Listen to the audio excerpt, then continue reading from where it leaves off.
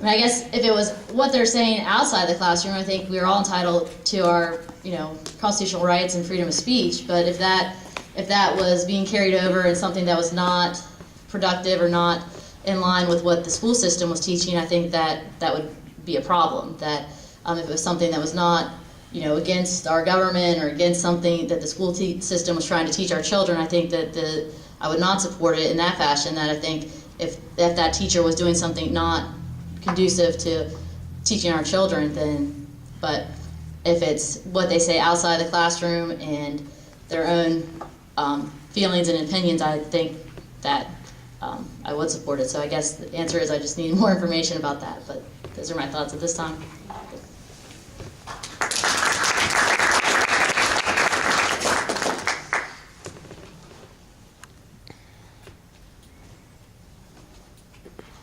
Can you repeat that question?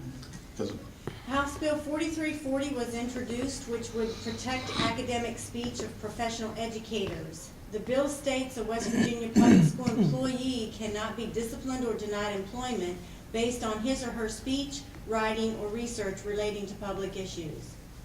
I guess I'd have to think about that for a while, and I agree with a lot of what Courtney had said. That bill does not ring a bell to me, indicating that it probably did not come out of committee. I think protecting a person's right to free speech, of course, is always paramount, and you should be afforded the right to express your professional integrity without fear of repercussion. I would need to know a little bit more what's in the bill. And let me say on that point, you hear a lot about, well, do you read every bill? Do you know what's in the legislation you vote on? And the answer is yes. You either read the bill if it's coming up for a vote, or you know what's in it. And we have a really nice system in the Republican House of Delegates where we have a caucus, and we get together, and what we would do in a case like this, we meet at least once, if not twice a week, to go over bills on the agenda and that are coming up for a vote. And what we do is we have the minority chairman of each committee, and I'm minority chair of Judiciary, explain to everyone else what's come out of that committee, what bills have passed that are heading to the floor for a vote, so we can know what's in them. And in this case, a bill like that, should it come out of committee, and I'm not on education, and that is not my area of expertise, but with the system we have, the minority chairman and those members that we have and really do trust who are on education and who are professional educators, they would report to us what's in a bill like that. We would have a chance to know what it does, what the practical effect of it may be from people that have that professional experience and may be able to give a more personal angle to it. And then we'd be in a better position to vote. So if that's helpful, that's the way we do it as the House is currently made up, and I think it's a pretty good system. And we knew it was coming our way. And I'll have to say, kudos to a lot of the Democrat leaders in the House this year. They were very upfront, for the most part, on giving us the heads up of what was coming our way. The Judiciary Chairman, for instance, emailed us ahead of time of every meeting what was going to be on the committee agenda, and it made for a better system, I thought. Thank you.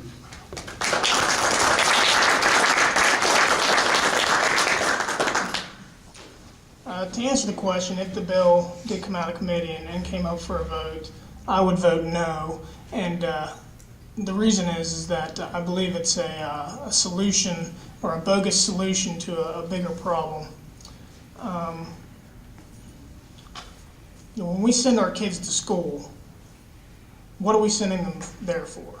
We're sending them there to learn, okay? We're not sending them there to be indoctrinated one way or the other on opinions about public policy. I mean, that's not what we send our kids to school for, okay? And as it is right now, we have very, very little control in West Virginia about, over what our kids are learning, okay? And the reason for that is because the way our public school system is, parents' input is not, part of the curriculum, when they're deciding the curriculum. And we don't have a voucher program or anything like that to provide for, options on private schools or anything else. My opinion is if you don't like what your kid is learning in school, you should be able to send your kid to another school, When you're until you're 18 years old, you are under your parents' dominion, okay? And the parents are responsible for what their kids have to say, or for what their kids are learning, okay? So I don't think that that solves any problem, okay?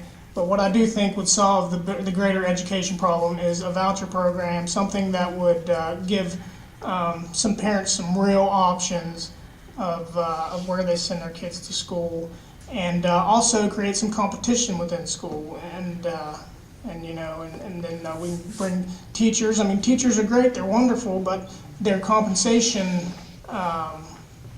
methodology isn't conducive to learning or to bettering children. You know, we don't have a merit program or anything like that for teachers right now in West Virginia, and we need to fix that. So education is very important to me, and you know, I took my education seriously, and you know, my parents took my education seriously, and so they sent me to a private Catholic school, and where they had a voice and control over what I was, you know, learning, and I'm thankful for that. I'm thankful for that because I was able to learn in an environment where, you know, I was taught a curriculum that was neutral and everything else. So, so anyway, we need vouchers in West Virginia and charter schools as step one. Thanks.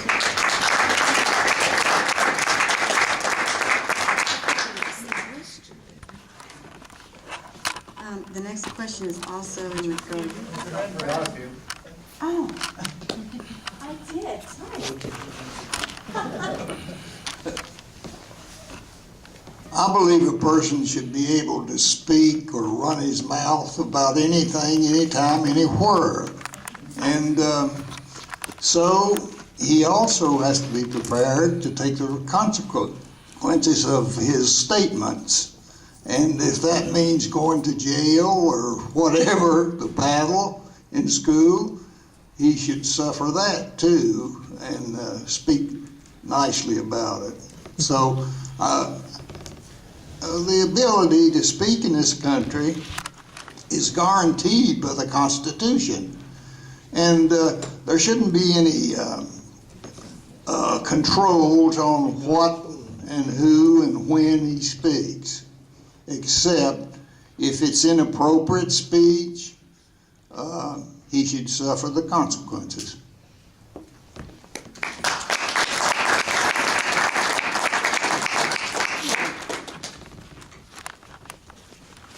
I'm sorry about that. This question is also in regards to schools. It says, House Bill 4380 was introduced in the 2010 session and would provide eligibility for a license to teach in public schools for candidates who are not U.S. citizens. Candidates may be granted a permit to teach after obtaining a satisfactory score on a test of English language proficiency, providing evidence of a resident alien card, and meeting other requirements established by the state board. Would you support this bill?